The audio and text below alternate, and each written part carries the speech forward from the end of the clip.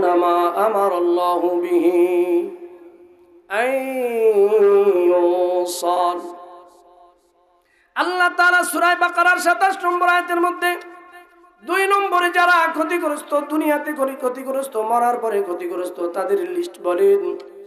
তারা হইল ওই সকল বান্দা বান্দি যারা দুনিয়ার কোন স্বার্থের কারণে রক্তের সম্পর্ক ছিন্ন করে দেয়। আহা, কত হাজি যে ধরা খায়া যাবে, কত নামাজি ধরা খায়া যাবে, কত হাজি, কত নামাজি, কত যাকাত দাতা এই জায়গায় ধরা খায়া যাবে। কথা কোন ঠিক কিনা? আমি এই ওয়াজ তো আর বাংলাদেশের অন্য কোনো জায়গায় যাই করতেছি না, আমি তো আমার পেটের মধ্যে এই ওয়াজ করতেছি। কথা কোন ঠিক কিনা? আমি তো জানি এই জায়গায় অন্য কোনো হুজুর আইলে কইতো কি জানেন, আপনাদের এলাকায় রক্তের সম্পর্ক ছিন্ন করার মানুষ নাই, আমার এলাকায় আছে। আমি কমু কি কমু? আমি আমার এলাকায় রক্তের সম্পর্ক ছিন্ন করার মানুষ আছে। কথা কোন ঠিক কিনা? অন্য জায়গায় হলে আমি এইটা কই, এই জায়গায় কমু কি? এটা তো আমার মাতৃভূমি, এটা তো আমার সুতিকাঘাট। নাকি এই এলাকায়, আমার এলাকায়, আপনার এলাকায় রক্তের সম্পর্ক ছিন্ন করার মানুষ নাই? নামাজিরা করে না ছিন্ন, বরং অধিকাংশ ভাইয়ের চিন্তা ভাবনা হইল, আপনি মানলেও সত্য না মানলেও সত্য, অধিকাংশ ভাইয়ের চিন্তা ভাবনা হইল 2 ভাই 4 বোন, 3 ভাই 3 বোন, বাবাই নাই মায় নাই, কোনো না কোনো ভাবে বোনদের সম্পত্তিগুলা কোনো না কোনো ভাবে কাটায় দেওয়া যায়। আছে না নাই? ভাই যা পাবে, একজন ভাই যা পাবে, 2 জন বোন তা পাবে। ফতুয়া দেয়, বোনেরা বাবার বাড়ির সম্পত্তি পায় না, মাটির গুলা পায়। আর বোনের বেলায় মাসলা হইল সব মুক্তি সাহেব হয়ে যায়। বোনদের বেলায় মাসলা হইল সম্পত্তির যেই দাম তাদের অর্ধেক নিতে হয়। কি কয় কিনা? এ মুফতি সাহেব, তোমাকে এই ফতুয়া কে শিক্ষা দিল? আমি তো কোরআনেও কোথাও পাই নাই। ভাই বোন যখন সম্পত্তি বাটোয়ারা করবে, বোনের সম্পত্তির দাম অর্ধেক হয়ে যায়, বাড়ির সম্পত্তি বোন পায় না। আপনারা পাইছেন নাকি? কিন্তু আপনারাই ফতুয়া দেন।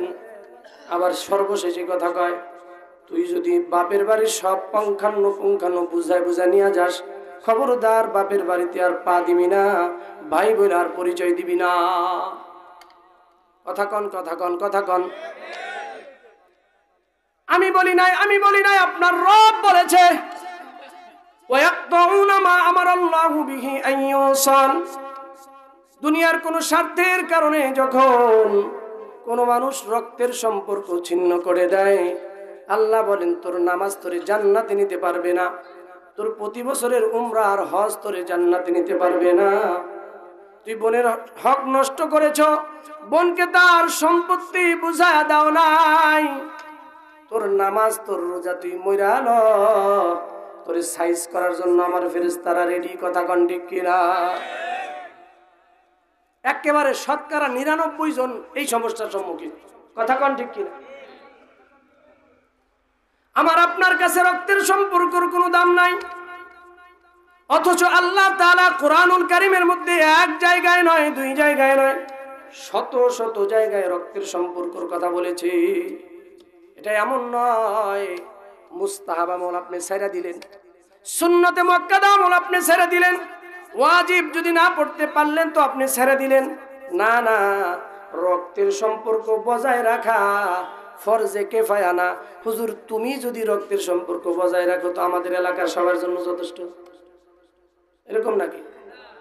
আমার ওই পাড়ার ঢাকাইয়া পাড়ার জন্য আমি আলেম হইছি, সবার এখন আলেম না হইলেও ফরজে কিফায়া আদায় হয়ে গেছে। এটা হলো হইছে এটা ফরজে কিফায়া।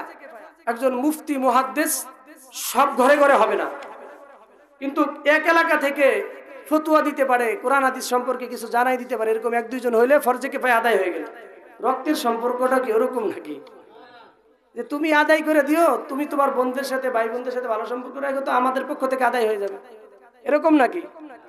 আল্লাহ বলে, আল্লাহর কথা শোনেন, সূরা নিসা প্রথম আয়াতের মধ্যে আল্লাহ তাআলা বলেন, হিফজুল কোরআন শরীফের 4 নম্বর পাড়ার 16 নম্বর পৃষ্ঠার প্রথম আয়াত, ইয়া আইয়ুহান নাসু তাকু রাব্বাকুমুল্লাযী খালাকাকুম মিন নাফসিন ওয়াহিদা ওয়া খালাকা মিনহা যাওজাহা ওয়া বাসসা মিনহুমা রিজালান কাসীরান ওয়া নিসাআ ওয়াত্তাকুল্লাহাল্লাযী তাসাআলুনা বিহি ওয়াল আরহাম।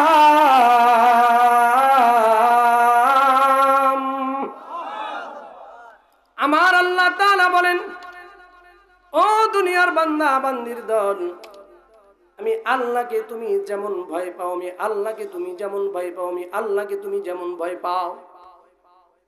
ওয়াত্তাকুল্লাহাল্লাযী তাসাআলুনা বিহি ওয়াল আরহাম। রেহেম মানে রক্তের সম্পর্ক, ব্লাডের সম্পর্ক। আমি আল্লাহকে তুমি যেমন ভয় পাও, রক্তের সম্পর্কটাকেও তুমি তেমন ভয় করো। আল্লাহকে ভয় পাও, এটা কি ফরজে কিফায়া নাকি সুন্নত? আল্লাহর ভয় বান্দার দিলে থাকে, এটা কি শুধু ফরজ? কোনকে ফরজের পরে এটা কোন? ফরজে আইন। সবাই কোন কি? তো আল্লাহর ভয় যেমন ফরজে আইন, রক্তের সম্পর্ক ঠিক রাখাও কি ফরজে আইন। এখন চিন্তা করে দেখেন, বোনের সাথে কথা কন না কতদিন? সূরা নাহাল 70 নম্বর আয়াতে কারিমা, হিফজুল কোরআন শরীফের 14 নম্বর পাড়ার 16 নম্বর পৃষ্ঠার মাঝামাঝি আয়াত। আপনার খতিব সাহেব প্রত্যেক জুমায় এই আয়াতটা তেলাওয়াত করে। আল্লাহ রাসূল সাল্লাল্লাহু আলাইহি ওয়াসাল্লামের আদত ছিল, যত জায়গায় বয়ান করতেন, এই বয়ানের সময় আল্লাহর রাসূল এই আয়াতটা তেলাওয়াত করতেন। সুবহানাল্লাহ। গুরুত্ব কম বোধ হয়, তাই না? আল্লাহ রাসূলের আদত ছিল প্রত্যেক ওয়াজে এই আয়াতটা তেলাওয়াত করতেন। আপনার মসজিদের খতিব সাহেব প্রত্যেক জুম্মায় এই আয়াতটা তেলাওয়াত করেন। কোরআনের 6000-এর উপরে আয়াত, সবগুলো কি তেলাওয়াত করে নাকি? কিন্তু এমন কোন জুমা যায় না যে খতিব সাহেব এই আয়াতটা তেলাওয়াত করে না। সুবহানাল্লাহ। নামাজের আয়াত না সেটা, রোজার আয়াত না সেটা, যাকাতের আয়াত না সেটা রক্তের সম্পর্ক বজায় রাখার আয়াত। সুবহানাল্লাহ। গুরুত্ব কম। ইন্নাল্লাহা ইয়া'মুরু বিল আদলি ওয়াল ইহসান,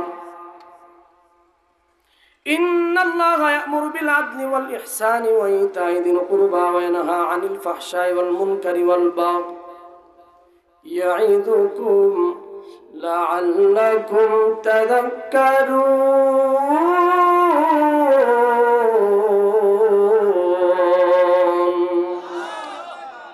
আয়াত সবার মুখস্থ না? খতিব সাহেবরা কিন্তু পরে অনেকে এই সময় মুখস্থ করে, ইন্নাল্লাহা ইয়া'মুরু বিল আদলি ওয়াল ইহসান ওয়া ইতা'i যিল কুরবা ওয়া ইয়ানহা আনিল ফাহশাই ওয়াল মুনকারি ওয়াল বাগই ইয়া'iদুকুম লা'আল্লাকুম তাযাক্কারুন ফাযকুরুনি আযকুরুকুম ওয়াশকুরুনি। এই কথা কইলি সবাই কাতা সোজা করে। তাহলে এই আয়াত আপনাকে শুনতে শুনতে কি হয়ে গেছে? অনেকে মনে করে এটা মনে খুতবার অন্য কোনো আরবি টারবি হইব নাকি। না, এটা কোরআনের আয়াত। এই আয়াতটা প্রত্যেক খুতবায় খতিব সাহেব দেয়। আল্লাহ রাসূল প্রত্যেক বয়ানে এই আয়াতটা তেলাওয়াত করতেন। এটা কি গুরুত্ব কম থাকার কারণে? আল্লাহ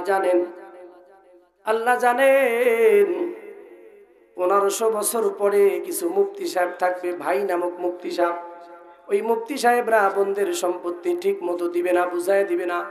তারা ফতোয়া দিবে বোনদের সম্পত্তির দাম হয় অর্ধেক টাকা, 30,000, অন্য জায়গায় বেচলে, ভাইয়ের কাছে বেচলে 15,000 টাকা। তারা ফতোয়া দিবে। আল্লাহ তাআলা জানেন বোনরা বাবার বাড়ির সম্পত্তি পায় না। আল্লাহ তাআলা যাই না বুঝা আল্লাহ রাসূলের জবান দিয়া প্রত্যেক বয়ানে আয়াত বের করতেন। আল্লাহ যাই না বুঝা খতিব সাহেবদের জবান দিয়া প্রত্যেকটা জুমায় আয়াতটা তেলাওয়াত করান। সুবহানাল্লাহ। ওই জমি জামা বুঝায় বোনরে না দিলে রক্তের সম্পর্ক ঠিক থাকে, তাই না? একেবারে আমি দিল থেকে বলতেছি কথা। বোনরে যখন আপনি কন বা কোনো ভাই কয়, তো এই দাম হইলো 30,000 করে, তুই কত করে নিবি? এই প্রশ্ন আপনি করতে যান কে? তখন বোন কি বলবে? দাও, তুমি যা দিবা দাও, তুমি ভাই। কে আপনি এটা কইতে পারেন না? অন্য জায়গায় বেচলে 30,000 করে হইতো, তোরে আমি 1,000 করে বাড়াই দিলাম। কোন এরকম ভাই আছে? নাই। যখন আপনি 5,000 কমাই দিবেন, 10,000 কমাই দিবেন, টাকা এমন এক জিনিস হুজুরেরও লাগে খেজুরেরও লাগে, কথা কোন ঠিক কিনা? টাকা এমন এক জিনিস সবার দরকার, যার যত আছে তার আরো বেশি দরকার। তো বোন এই যে 10,000 কম নিতেছে শতাংশ প্রতি, এটা কি খুশি হইয়া নাকি রাগ হইয়া, কষ্ট পাইয়া, কথা কোন ঠিক কিনা? এই জন্য এই কাজ যদি করেন, আপনার নামাজ রোজা কিন্তু আপনাকে বাঁচাইতে পারবে না, রক্তের সম্পর্ক কিন্তু আপনারে ঠেকাই দিব, কথা কোন ঠিক কিনা? বলতে পারেন হুজুর, ও ভাইয়া, ও চাচা, নামাজ পড়লে লাভ আছে, রোজা রাখলে লাভ আছে, সুবহানাল্লাহ আলহামদুলিল্লাহ জিকির করলে লাভ আছে, রক্তের সম্পর্ক যদি আমি বজায় রাখি আমার কোনো লাভ আছে নাকি? লাভে লোহা বয়, বিনা লাভে তোলাও বয় না, কথা কোন ঠিক কিনা? রক্তের সম্পর্ক বজায় রাখলে কি লাভ আমি আপনাদেরকে শোনায়া যাই। 1 নম্বরের লাভ হইল যারা রক্তের সম্পর্ক বজায় রাখবে, ভাই বোনের সাথে সম্পর্ক ঠিক আছে, ভাই ভাইয়ের সাথে সম্পর্ক ঠিক আছে, সপ্তাহে একদিন হইল বোনরে একটু ফোন দিয়া বলি, এরে আপু কেমন আছো, ভাগিনাদের একটু খোঁজ খবর নেই, ভাতিজাদের খোঁজ খবর নেই, এর দ্বারা রক্তের সম্পর্ক ঠিক থাকে। যারা রক্তের সম্পর্ক বজায় রাখে, আল্লাহ রসুল বলেন তারা দুনিয়াতে ধ্বংস হবে না।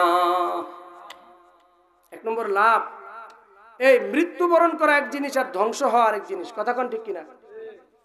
আল্লাহর গজবের মধ্যে পড়া, এটা আর মৃত্যুর সাথে পার্থক্য আছে না? আল্লাহ রসুল বলেন যারা রক্তের সম্পর্ক ঠিক রাখে তারা দুনিয়ার মধ্যে আল্লাহর গজবের মধ্যে পড়বে না, সুবহানাল্লাহ।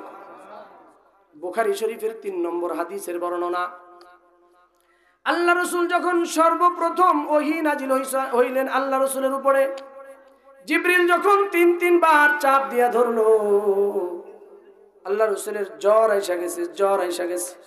সরকার বাড়িতে আইসা প্রাণ প্রিয় বিবিকে বলতেছে, জাম্মিলুনি জাম্মিলুনি লাকাদ খাশিতু আলা নাফসি, এ আমার প্রাণ প্রিয় স্ত্রী খাদিজা, আমার জ্বর এসে গেছে, আমার শরীর কাঁপতেছে, মনে হইতেছে আমি ধ্বংস হয়ে যাব, খাদিজা রে দাও দাও দাও দাও, আমারে কম্বল দিয়া জড়ায়া দাও। আল্লাহ রসুল বলে আমার মনে হইতেছে আমি ধ্বংস হয়ে যাব। খাদিজাতুল কুবরা বলেন, ওগো সরকার, মা ইউখজিকাল্লাহু আবাদা, আল্লাহু আকবার, ও সরকার আপনার মতো মানুষকে আল্লাহ ধ্বংস করতে পারে না। আপনার মধ্যে 5টা গুণ আছে, এমন 5টা গুণ আপনার মধ্যে আছে, ওই গুণগুলা যাদের মধ্যে থাকবে আল্লাহ তাআলা তাদেরকে আযাব দিয়ে ধ্বংস করবে না। ইন্নাকা লাতাসিলুর রহিম ওয়া তাহমিলুল কাল্লা ওয়া তাকসিবুল মাদুমা ওয়া তাকরিউদ দাইফা ওয়া তুইনু আলা নওয়াইবিল হক।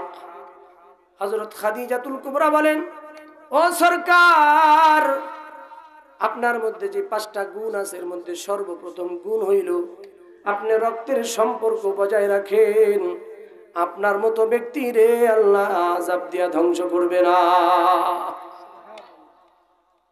আল্লাহ রসুলের মধ্যে ওই রক্তের সম্পর্ক ঠিক রাখার গুণ ছিল। খাদিজা রাদিয়াল্লাহু তাআলা আনহা বলেন আপনি ধ্বংস হবেন না, আপনার মধ্যে আমার মধ্যে ওই গুণ থাকলে আমি আর আপনি ধ্বংস হয়ে যাব, কথা বলেন, কথা বলেন। দুনিয়ার লাভ, আপনি ধ্বংস হবেন না, আযাবের মধ্যে পড়বেন না, গজবের মধ্যে পড়বেন না। বলবেন হুজুর দুনিয়াতে আমি গজব টজবের মধ্যে পড়িও নাই, আল্লাহ চাইতো পড়বো না, মরার পরে কোনো লাভ টাভ থাকলে কোন, সবচেয়ে ইম্পর্টেন্ট মরার পরে জান্নাত পাওয়া, কথা কোন ঠিক কিনা? মরার পরে আমার আপনার এই জায়গায় আসার উদ্দেশ্য হলো জান্নাত পাওয়া, কথা কোন ঠিক কিনা?